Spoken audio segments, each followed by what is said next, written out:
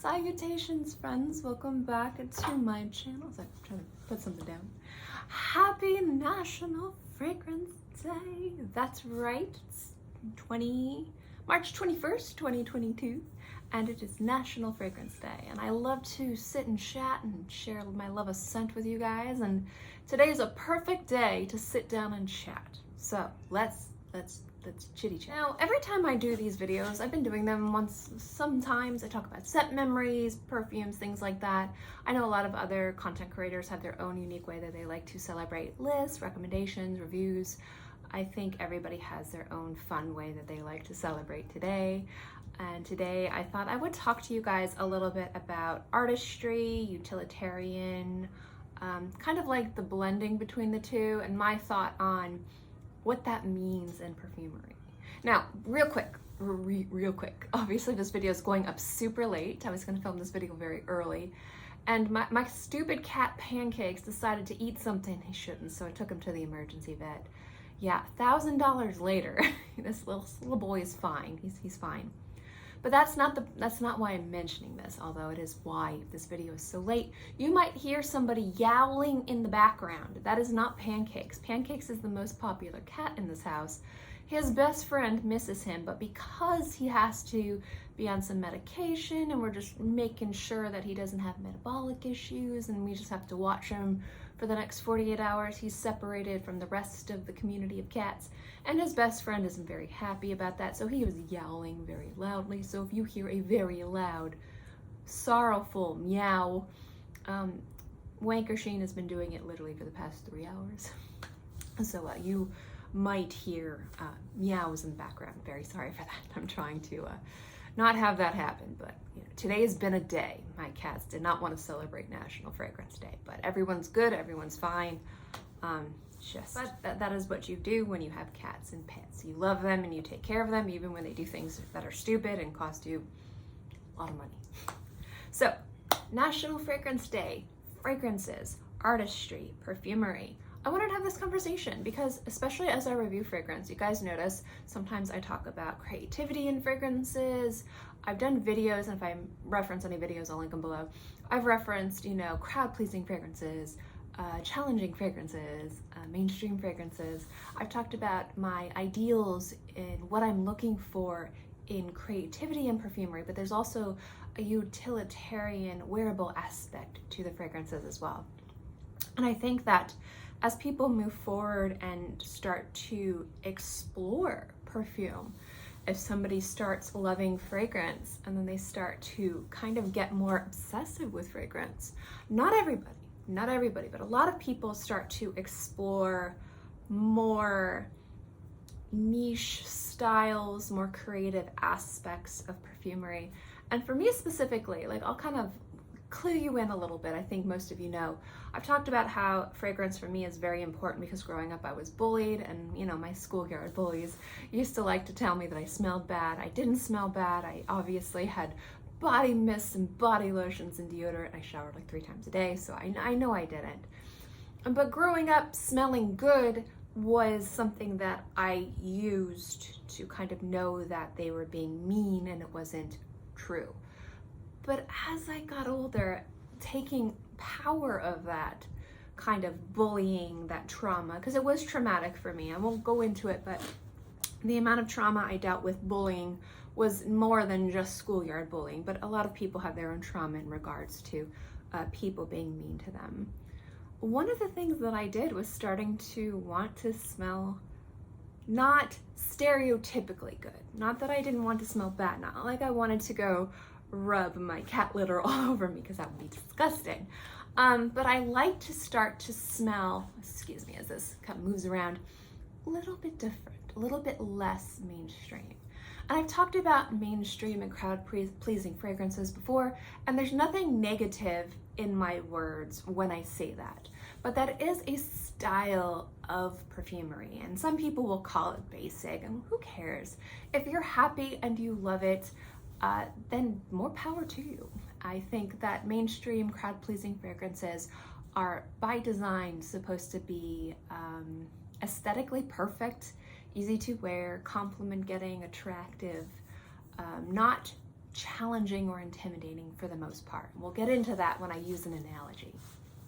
But then there's the more kind of like different styles and trends and culturally significant styles of perfumery and fragrances in different parts of the world that you might find to be challenging or intimidating if you have those fragrances or notes, or very dominant notes, kind of go over. And oud's a great example, because oud is a very challenging note when you smell like a real oud, like not tamed, not toned down. It smells very strong and pungent, but there's something beautiful and amazing and really attractive and bold and empowering about it. I think it's fantastic. And it's also deeply personal and deeply cultural, and for some people deeply religious. But for a lot of people, like in different parts of the world, where those strong, powerful, kind of very pungent and exotic woods are a little bit too much, you might find them to be a little bit unpalatable, a little bit challenging, a little bit hard. And then, like, say, trends in perfumery where it's a little bit more light, a little bit more effervescent, watery florals, some of these stronger fragrances from the West that kind of focus more on like gourmands and something heavy and attractive and bold, they might find those to be crazy hard to wear. So, I mean, it's like all relative depending on where you go. But what's really important to remember is that at the end of the day, what really matters is what you like. I'm talking to you, to me, too. And also why you wear perfumery. And there's no wrong way. I mean, there is wrong ways, but there's really no wrong ways to wear fragrance. So I think the most known debate within the fragrance community, if you're a member of the fragrance community, you're more than a casual fragrance lover, you're more than a fragrance enthusiast, you're somebody who's very active on forums, on threads, and groups. You don't have to watch YouTube, because there's a lot of people in the fragrance community that don't like YouTube, so I'm not sitting here saying you have to watch YouTube. But if you're very active in the fragrance community, there's the big debate is like niche and designer. But there's also this kind of idea of, why do you wear fragrance and what's important? And I think when people look at the kind of theme behind niche and designer, I'm not saying that this is accurate, they look at like creative artistry and kind of utilitarian, like production line think tank fragrances. And I think that that's nothing wrong with either of those. So as I go into this example, I'm going to use myself and friends and family of mine, because I think this is the best way to move forward. So I've mentioned before, like my main source of income is I'm an artist, and the type of art I do for money is commissions of generally wildlife, nature, people's pets. And I love doing people's pets, but I get tired of doing people's pets sometimes, because what I like to paint for fun and pleasure and just my own interests is a variety of different things. I like to paint pop culture. I've painted a variety of different people. I really like to paint Muppets. I like to paint eyes. I will link some images of some of my old artwork below if you're so inclined, to give you an idea. I'd really like to paint eyes. I don't know why. I've always drawn eyeballs on everything. It's really weird. And I like to paint just for fun, pop surrealism, big-eyed girls with long necks. And those are just nothing special about them. I just like to do them. But those don't pay the bills. The commissions of people's cats pay the bills, or barn owls, or turkey vultures, or sharks, or kitties. And I love painting those, but when I tell you that I get tired sometimes of painting the same owl, and I've painted the same owl, people bring me the same reference of an owl they want over and over and over again. I love painting it. I'm tired of it. I'm like, I could order you a canvas of that. And they're like, no, we want you to paint it. I'm like, but I could order you a canvas of it. It would be much cheaper. They're like, no, I want you to paint this owl. I'm like, I've painted this owl so many times. But it pays my bills, and it pays for these. So that's what it is. But when people buy art, and when people collect art, and when people hang art on their walls, there's different reasons that people do art. So I do art very casually. I am an artist, but I am not somebody that you would consider to be a trained artist going to school, working on the connections. You don't need to go to school to be an artist, but there's different types of art. So you have kind of the more lowbrow art, the more casual artists. And when I'm talking about art, let's just assume I'm considering painting, although there's a different variety. I have a friend of mine who is a ridiculously skilled artist. She's absolutely tremendously talented, and she's dedicated her life to art and spearfishing. She's actually gotten several world records in spearfishing. Anything she sets her mind to, she does better than anything. She's so talented. And her art I find to be like completely inspirational, because her art is more than just sitting down and creating art. She takes it seriously on a different level than I do, and a lot of other people do, because she's serious about art in a way that people don't completely understand or respect unless you are an artist and you're within the art world. And what I mean by that is when people collect art and people pay for art and people try to understand art, and I'm speaking as someone who's an artist but who's not like actually trained. Like, she went to Columbia for art. Like, she is like so talented. And like, you wonder who gives this value to some of these pieces that you think to yourself, why would you pay that much money for that? Why is that painting worth $50 million? It's just blue. Why is that installation piece worth $1 million? You wonder, what? And then you see a lot of talent over here that is completely underappreciated and underpriced. And what I say is this is underpriced, but what people don't understand so much about this side of art is you're kind of not just paying for the piece, you're paying for the artist's point of view, the artist's history, the artist's connections, the artist's talent and dedication. And in some cases, not all cases, you're paying for other things too. But there's a lot more that goes into pricing these exceptionally expensive pieces of art that are considered to be more investments than just like, this is a really talented person that created something really amazing. And these people have dedicated their lives more than just sitting down and painting. There's a lot that goes into it. And I'm dumbing this down, and it's not that you guys don't understand, because it's not the point of this video. But you're not paying just for this painting. When you buy this, you're paying for a piece of that artist's history, a piece of that artist's point of view at a specific point in time. There's a lot more that goes into it, and I've learned a lot from talking with her, even though I haven't talked to her in a while because we're both very busy. But for the most part, like, you learn why things are valued so much, and to learn why they're valued, you almost kind of have to go beyond just learning how to hold a pencil or how to paint a picture. There's a history and there's like a culture behind it. So you have paintings, and I've had wonderful conversations with her about the importance of art as an investment, the importance of art as almost like a historical thing, the importance of art to constantly learn and grow as an artist and to move yourself forward and to not be stagnant, but also having great conversations with her and other people that I know about how people have conversations with her saying, well, I don't like that because that wouldn't look good in my house. I want to buy something that when I walk into a room, I look at it and it makes me happy. And I don't care if it costs me $10 at TJ Maxx, if it's something I got at a little artist alley, you know, if you go to a Comic-Con, or if you go to like an art walk, it may be like your local farmer's market, or if you buy it from a gallery. And, you know, for some people that take art very seriously, it's not that they are snobby or elitist, they're not, but their world of art, their understanding of art is vastly different, and they take it so seriously. It is their lifeblood, it is everything. They've given up so much for this.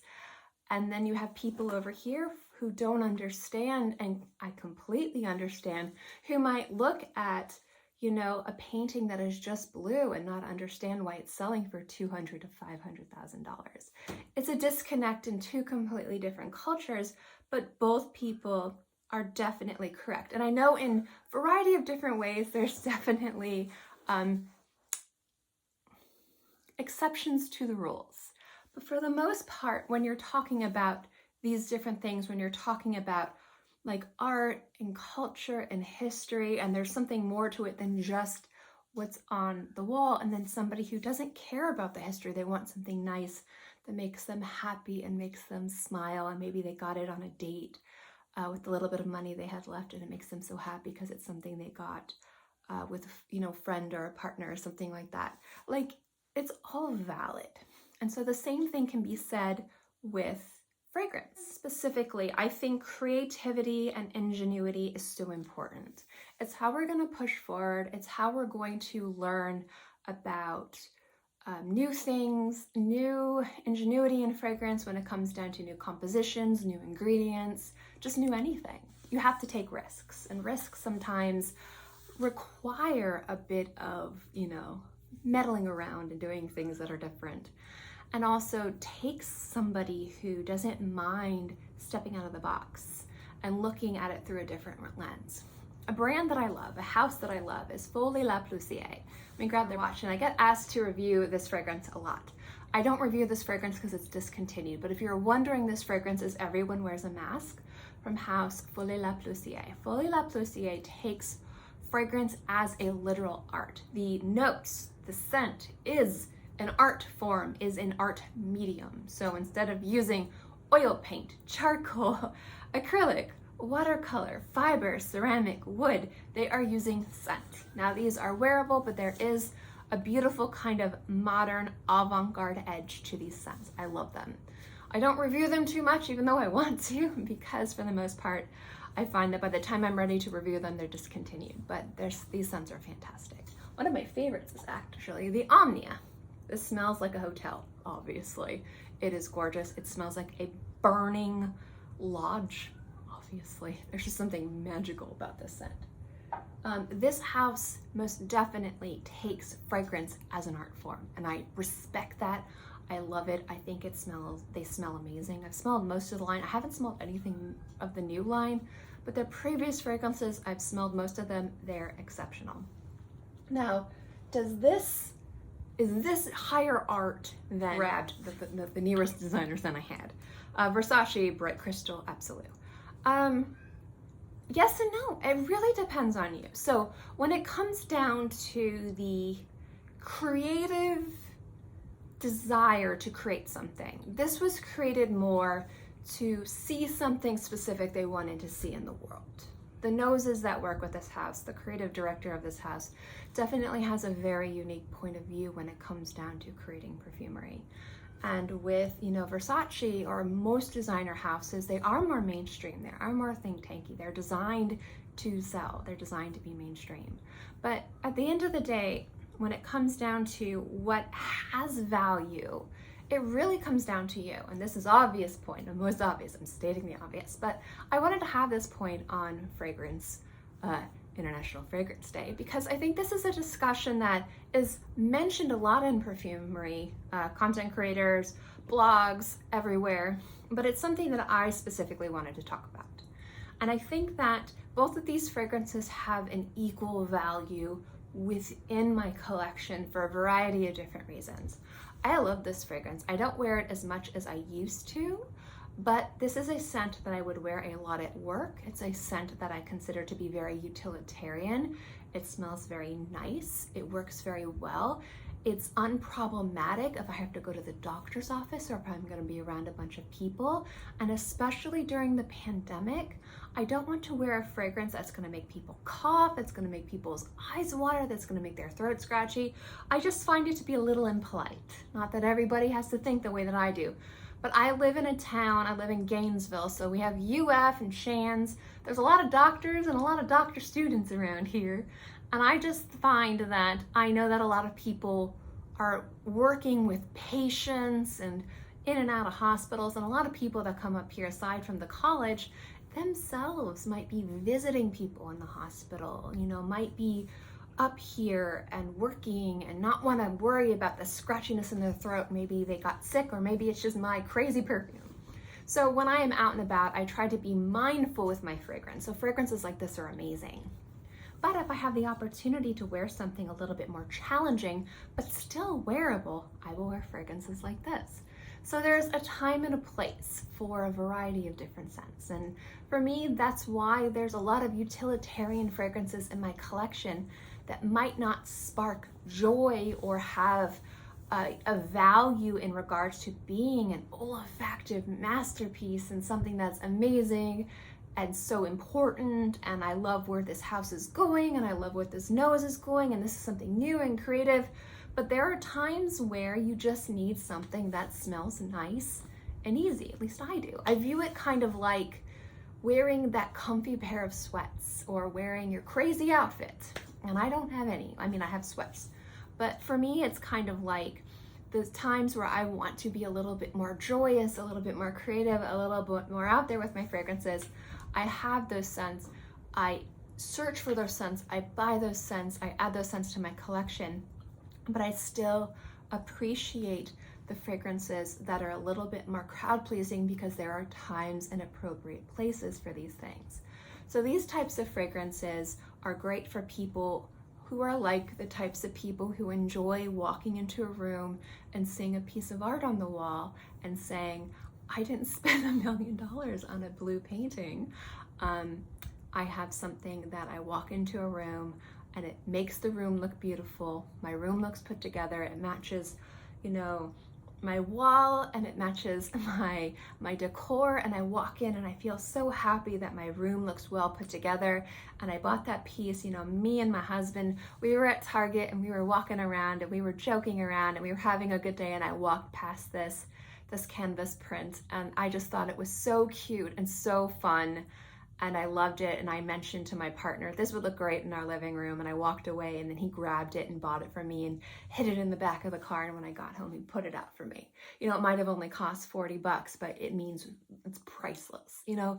And then there's just, you know, somebody sees something on sale or sees something at the thrift store, or gets something as a gift, and it fits with their decor, and that's important to them. That's their value. That's what they look for with art, and that is 100% okay. It doesn't devalue their integrity when it comes down to art. And then there's people who put a higher value on the point of view of an artist, on the history of an artist, of the journey of an artist, on top of a variety of different things. And for people who have the money to pay for it and who appreciate that, who appreciate the individuality. Oh my goodness, sometimes I can't say, sometimes I think every video I say things wrong. The individuality and the investment and all that stuff, that's right for them too. And so that's kind of like what I'm talking about when I'm talking about these two types of fragrances, is that there's people out there who only want to collect masterpieces. There's people out there who only want the types of fragrances that make them happy, and the types of fragrances that make them happy are easy and sparkly and fun and beautiful. And those generally are going to be more mainstream crowd-pleasing fragrances. Not every time, and I'm not saying that the artistic niche, like more highbrow artisanal fragrances can't be that either. But, you know, if somebody doesn't care about spending $200 on a bottle of perfume, they can find a lot of joy in something that is a lot cheaper. So I think something to that I always have to remember when I review fragrances and when I'm listing fragrances for you guys and when I'm purchasing fragrances is the value in why I'm adding it to my collection. Am I adding this to my collection as an art piece, as an olfactive, unique experience to my collection, as that kind of taking power of wanting to smell different and maybe not what a lot of people are used to, but I love the way that I smell? Or do I want to smell in a way that's beautiful and attractive and complimentary? And when I go someplace, I know people are going to smell me and be like, she smells nice. Maybe not say anything, but be like, not question me in how I'm smelling. There's nothing wrong with wanting to smell easy and basic. I hate when people say that, but I understand it too.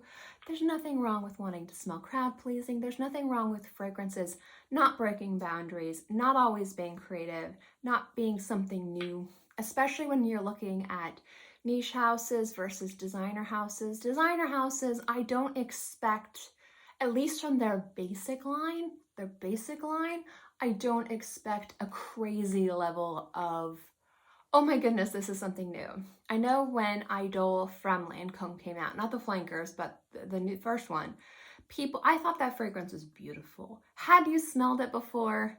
Yes, yes you have.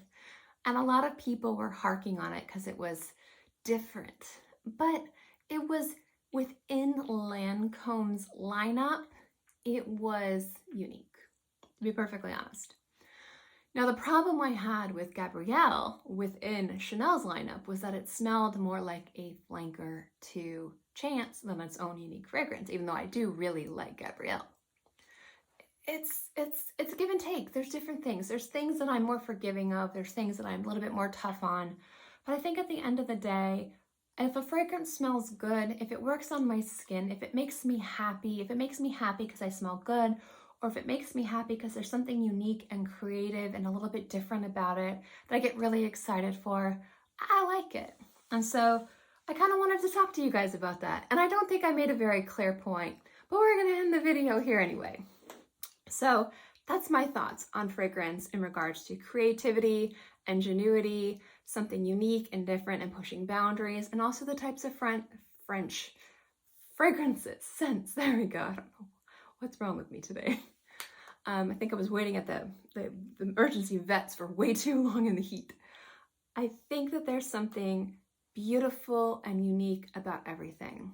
There's beauty in those really kind of gorgeous, types of canvas prints you find at Walmart, TJ Maxx, IKEA, Target.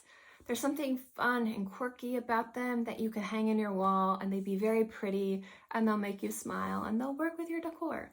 And there's also something really fun and cool about finding something unique and different and purchasing that, and about the crazy, super expensive, like $100 million shark in formaldehyde. There's something for everybody out there, but I think at the end of the day, when you wear scent, you decide what's the most important factor, and that's the only thing that matters. For some people, it is about just ease of wear. They want to smell good. They want to know that they smell good. And a lot of people also just enjoy the designer experience. There's something about wearing Chanel. There's something about wearing Versace. There's something about wearing Dior. That's nice. You feel like I'm wearing Chanel. And I like that. I don't care if I pay less for it like a discount site. I still feel a little fancy, even if it's cheaper than some of my more expensive artisanal high-end luxury niche fragrances. I don't know, that's just me. But there's nothing wrong with mainstream fragrances, and there's something fun about the more esoteric compositions that come from these more kind of smaller, independent niche houses. Not so much the corporate niche houses, although I do like them too, but there's something for everybody out there. And the most important thing is the reason why you guys wear scents. Do you wear it because you want to smell different? Do you wear it because you want to smell beautiful, because you want to smell handsome, because you want to smell fresh, because you want to make an impression in a good way, because you want to make an impression in a fun way? I mean, at the end of the day, who cares? The only person that should matter is you, or anybody whose opinion that you value. And what I mean by that is, if you're wearing a scent to impress like your partner, then that person's opinion matters because you've decided that that opinion matters. So at the end of the day, your opinion's ultimately the only one that matters too. But I always like to think that there's something fun about discovering artistic, creative, unique scents. And I like the fact that not every fragrance in my collection is that, because I like the idea of having this balance. It's kind of like you open your fridge and you've got these like dishes you made that are really delicious, and then you kind of got your Velveeta shells and cheese, and you're kind of like, I don't know if I want to eat this crazy meal that I made the other day. I'm just going to eat this cold mac and cheese because that's what I feel like right now. That's kind of like what I mean. Like sometimes your tastes vary, and it's nice to have a variety, and that's how I feel. But just because I feel that way doesn't mean that you guys do. Anyway, ending this video here. I think I tried to end this video for the past 6 minutes. I'd love to know what you guys think about my thoughts on artistic fragrances, designer fragrances, easy to wear fragrances, things like that. Let me know in the comment section below. And happy National Fragrance Day. If you're wondering what scent I wore today, nothing.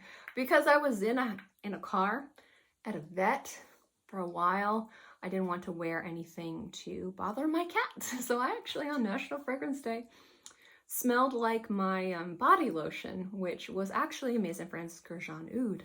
So I guess that's what I smelled like today. But I hope you guys had a great fragrance day, and thank you guys for watching, and I'll see you next time.